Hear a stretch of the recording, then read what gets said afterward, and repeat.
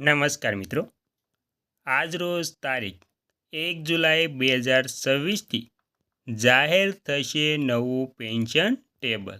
તો પેન્શનરો માટે 1 જુલાઈ 2026થી જાહેર થશે નવું પેન્શન ટેબલ. તો મિત્રો, તમે પણ એક પેન્શન ધારક છો તો તમારા માટે આ માહિતી ખૂબ જ અગત્યની થવાની છે, કેમ કે તમારા પેન્શન ઉપરાંત અન્ય સહાયમાં પણ વધારો થવા જઈ રહ્યો છે.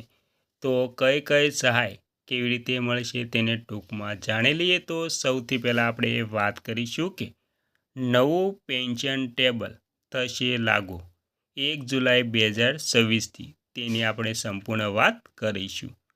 ત્યારબાદ વાત કરીશું કે બેઝિક પેન્શન અને ડીએમાં થશે વધારો. ત્યારબાદ વાત કરીશું કે દરેક પેન્શનરને મળશે સીધો લાભ. ત્યારબાદ વાત કરીશું કે જૂના પેન્શન ટેબલનો થશે અંત. ત્યારબાદ મિત્રો વાત કરીશું કે પેન્શન, ફેમિલી પેન્શન અને ગ્રેજ્યુએટીમાં પણ થશે મોટા ફેરફારો.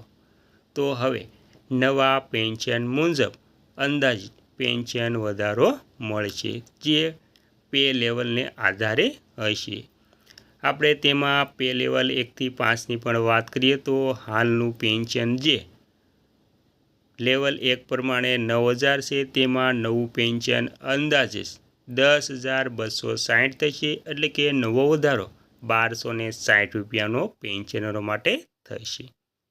ત્યારબાદ લેવલ 2ના પેન્શનરો માટે જે પેન્શન 14,000 છે, તેમાં નવું પેન્શન 15,960 થશે, એટલે કે તેમાં વધારો 1,960 થશે. પે લેવલ 3 જે પેન્શનરોનું પેન્શન 21,000 છે હાલ, તેમાં નવું પેન્શન 23,940 થશે, જેમાં નવો વધારો 2,940નો છે.